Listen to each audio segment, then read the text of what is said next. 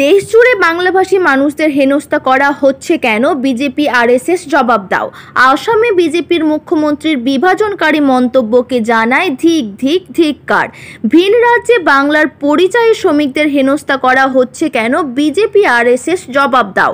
দেশ জুড়ে বাংলাভাষী মানুষদের হেনস্থা করা হচ্ছে কেন? বাংলার মুখ্যমন্ত্রী নীরব কেন? তৃণমূল কংগ্রেস জবাব দাও। এই সমস্ত স্লোগানকে সামনে রেখে রামপুরহাটে প্রতিবাদ মিছিল করল সিপিআইএমের কর্মীরা। মিছিল রামপুরহাট ডাকবাংলো মোড় থেকে শুরু হয়ে শহর পরিক্রমা করে পাঁচমাথায় এসে শেষ হয়। মিছিলে নেতৃত্ব দান করেন কেনিজ রবিউল ফাতেমা, সঞ্জীব মল্লিক, সঞ্জীব বর্মন, অমিতাভ সিং প্রমুখ। মিছিল শেষে একটি সভা অনুষ্ঠিত হয়। আপনারা লক্ষ্য করে দেখছেন যে বর্তমানে বিজেপি শাসিত যে রাজ্যগুলি, সেই রাজ্যগুলিতে আমাদের রাজ্যের যারা পরিযায়ী শ্রমিক, যারা বাংলা ভাষায় কথা বলে, তাদেরকে হেনস্থা করে বাংলায় কথা বলার জন্যে তাদেরকে বাংলাদেশি তকমা লাগিয়ে পুশব্যাক করার একটা চেষ্টা চলছে। ফলে আমরা তার প্রতিবাদে সর্বত্রই এই হেনস্থা বন্ধের প্রতিবাদে আমরা রাস্তায় নেমেছি। আমরা অবিলম্বে মুখ্যমন্ত্রীকে বলছি যে হস্তক্ষেপ করুন এবং আইনি ব্যবস্থা করুন। সংবিধানে যে আপনাকে ক্ষমতা দিয়েছে সেই ক্ষমতা প্রয়োগ করুন। এটাই হচ্ছে আজকের মিছিলের মূল উদ্দেশ্য। আপনার নাম? আমার নাম সঞ্জীব মল্লিক, কী কথা আছে? রামপুরহাট এক এরিয়া কমিটির সম্পাদক। সমবেত বন্ধুগণ, ভারতের কমিউনিস্ট পার্টি মার্ক্সবাদী আজকের কর্মসূচি আপনারা সবাই জানেন। সারা দেশ জুড়ে বাংলাভাষী যারা মানুষ, আরএসএস বিজেপি শাসিত রাজ্যগুলোতে তারা নানাবিধ হেনস্থার শিকার হচ্ছে। বাংলা ভাষায় কথা বললেই তাদের বিদেশি তকমা দেওয়া হচ্ছে এবং বর্ডার সিকিউরিটি ফোর্সের মাধ্যমে পুশব্যাকের নামে তাদের বাংলাদেশের মধ্যে ঠেলে দেওয়া হচ্ছে। আমাদের এই জেলার, আমাদের এই রাজ্যের শয়ে শয়ে পরিযায়ী শ্রমিক যারা বাংলা ভাষায় কথা বলেন, যারা গরিব, যারা প্রান্তিক, রুটি রুজির জন্য ভারতবর্ষের বিভিন্ন প্রান্তে যাচ্ছেন। বিশেষ করে আজকের পশ্চিম বাংলায় যেখানে কোনো কাজ নেই, লুট ছাড়া যেখানে কোনো শিল্প নেই, ঢপ ছাড়া যেখানে কোনো শিল্প নেই, সেই রাজ্যের পরিযায়ী শ্রমিকরা যখন বিভিন্ন রাজ্যে যাচ্ছেন তারা হেনস্থার শিকার হচ্ছেন, অত্যাচারের শিকার হচ্ছেন, নিখোঁজ হচ্ছেন। আমাদের নলাটি 2 নম্বর ব্লকের এখনো অনেক পরিযায়ী শ্রমিক, পাইকর ব্লকের পরিযায়ী শ্রমিক, নলাটি 1 নম্বর ব্লকের পরিযায়ী শ্রমিক, তারা এখনো নিখোঁজ।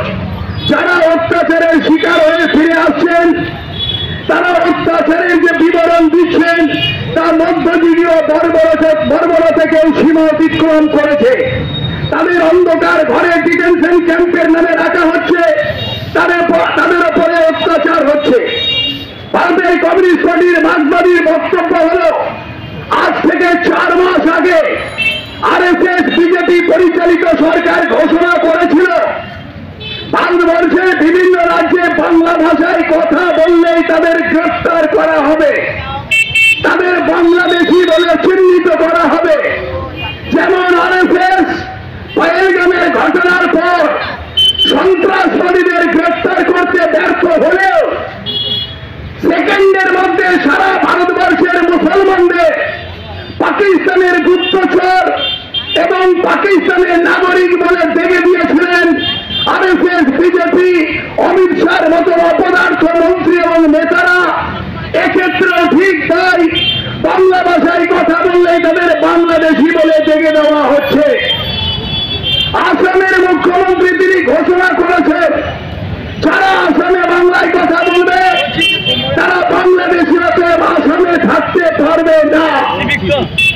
আপনারা জানেন ছত্তিশগড়ে উদ্বাস্তু বাঙালিদের পুনর্বাসনের ব্যবস্থা করা হয়েছিল পূর্বতন কংগ্রেস সরকারের আমলে।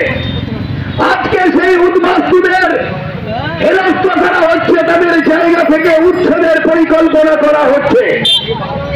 আমাদের দেশের সংবিধানে আছে আভ্যন্তরীণ মাইগ্রেশন সংবিধান সম্মত। যারা রুটি রুজির জন্য যাবেন বিভিন্ন রাজ্যের বিভিন্ন প্রান্তে, তাদের সুরক্ষা দেওয়া, তাদের রুটি রুজির অধিকার ফেরত দেওয়া এটা কেন্দ্রীয় সরকারের দায়িত্ব এবং কর্তব্যের মধ্যে পড়ে। কেন্দ্রীয় সরকার সেই দায়িত্ব এবং কর্তব্য পালন না করে তাদেরকে বাংলাদেশি বলে পুশব্যাক করছেন। আমরা ভারতের কমিউনিস্ট পার্টি মার্ক্সবাদী এর তীব্র প্রতিবাদ করছি। আমাদের রাজ্যের মুখ্যমন্ত্রী তিনি কি জানেন না এই পরিযায়ী শ্রমিক এই বাংলাভাষীদের উপরে অত্যাচারের প্রতিকারের জন্য নির্বাচিত মুখ্যমন্ত্রী হিসাবে তাকে সংবিধান অনেক ক্ষমতা দিয়েছে। তিনি রাস্তায় ভাইপোকে পাশে নিয়ে মিছিল করছে যে বাংলাভাষীদের উপরে অত্যাচার বন্ধ করো। এই মুখ্যমন্ত্রী ওয়াকফ আইনের বিরুদ্ধে যখন মিছিল হয়েছিল বলেছিলেন দিল্লি গিয়ে মিছিল করো। ইসরায়েল যখন প্যালেস্টাইন তাদের উপরে হামলা করে তখন লাল ঝান্ডার মিছিলকে উপহাস করে মুখ্যমন্ত্রী বলেন যে আমার ইসরায়েলে গিয়ে প্যালেস্টাইনে গিয়ে মিছিল করো। আর আজকে যখন তার দিল্লিতে যাওয়া উচিত, রাষ্ট্রপতির সঙ্গে কথা বলা উচিত, রাজ্য সরকারের হয়ে সুপ্রিম কোর্টে মামলা করা উচিত, রাজ্যের পরিযায়ী শ্রমিকদের নিরাপত্তার জন্য বাংলাভাষীদের মানুষের অত্যাচারের প্রতিকার করার জন্য তখন তিনি ভাইপোকে নিয়ে 21শে জুলাইয়ের মিছিলের প্রচার আর বাংলাভাষীদের বিরুদ্ধে অত্যাচারের প্রতিকারের দাবিতে মিছিল করে নাটকবাজি করছেন। 1993 সালের 21শে জুলাই সশস্ত্র মহাকর্মীরা যারা পরিযায়ী শ্রমিক যারা বাংলা ভাষায় কথা বলে বিভিন্নভাবে আরএসএস বিজেপির দ্বারা হেনস্থা হচ্ছেন এবং তাদেরকে তকমা লাগিয়ে দেওয়া হচ্ছে বাংলাদেশি বলে। ফলে এর বিরুদ্ধে আমাদের পার্টি সর্বত্রই প্রতিবাদে রাস্তায় নেমেছে। আমরা বলতে চাই যে 1 দশক ধরে আমাদের রাজ্যের যারা পরিযায়ী শ্রমিক যারা পেটের দায়ে আমাদের রাজ্যে কাজ না পেয়ে দেশের বিভিন্ন রাজ্যে কাজের সঙ্গে যুক্ত হয়েছেন, তারা বিভিন্নভাবে হেনস্থা হচ্ছেন, বিজেপি আরএসএস এর দ্বারা অত্যাচারিত হচ্ছেন। বিশেষ করে পহেলগাঁও ঘটনার পর থেকে এই অত্যাচারের মাত্রা বেড়েছে। আমরা বলতে চাই যে আমাদের রাজ্যে প্রধান শাসক দল যারা ক্ষমতায় আছে এবং প্রশাসন চালাচ্ছেন শুধুমাত্র একটা প্রতিবাদ মিছিল করলেই কি দায়িত্ব শেষ হয়ে যায়? আমাদের দেশের স্বরাষ্ট্র মন্ত্রক থেকে নাকি 5 মাস আগেই বিজ্ঞপ্তি জারি করা হয়েছে যে বাংলা ভাষায় যারা কথা বলেন তাদেরকে বাংলাদেশি হিসেবে চিহ্নিত করা হবে। আমাদের পাশের রাজ্য আসাম, সেখানকার মুখ্যমন্ত্রী হেমন্ত বিশ্ব শর্মা তিনি প্রকাশ্যে ঘোষণা করেছেন যে বাংলায় কথা বললেই তারা বাংলাদেশি। কিন্তু দুঃখের বিষয় যে এই আসামের মুখ্যমন্ত্রীর সঙ্গে 22 সালে আমাদের রাজ্যের মুখ্যমন্ত্রী দার্জিলিং এ গিয়ে বৈঠক করেন। সেখানে বিজেপির নেতা ধনকর তার সঙ্গে বৈঠক করেন। ফলে স্বাভাবিকভাবেই বুঝতে অসুবিধা হয় না যে আমাদের পশ্চিমবঙ্গের যারা পরিযায়ী শ্রমিক তাদের পাশে কতটা আন্তরিক আমাদের রাজ্যের মুখ্যমন্ত্রী। আমাদের রাজ্যের প্রধান বিরোধী দল বিজেপি তারাও এই বিষয়ে কিন্তু চুপচাপ। আমরা জানি বিজেপির এজেন্ডা, তারা এক দেশ এক ভাষা এক জাতির যে লক্ষ্য নিয়ে চলেছে এটা তার উদাহরণ মাত্র। যে কোনো সাম্প্রদায়িক শক্তি এবং মৌলবাদী শক্তির এটাই প্রধান লক্ষ্য হয়। আমরা দেখেছি 71 সালের আগে বাংলাদেশে যখন বাংলা ভাষী পূর্ব বাংলার মানুষজনের উপর উর্ধ্ব চাপিয়ে দেওয়া হয়েছিল তখন এই মৌলবাদী শক্তি বাংলাদেশে জামাতের পক্ষ নিয়েছিলেন। ফলে লড়াই হয়েছে, পাকিস্তান ভাগ হয়েছে ভাষার ভিত্তিতে, স্বাধীন বাংলাদেশের রাষ্ট্র তৈরি হয়েছে ভাষার ভিত্তিতে।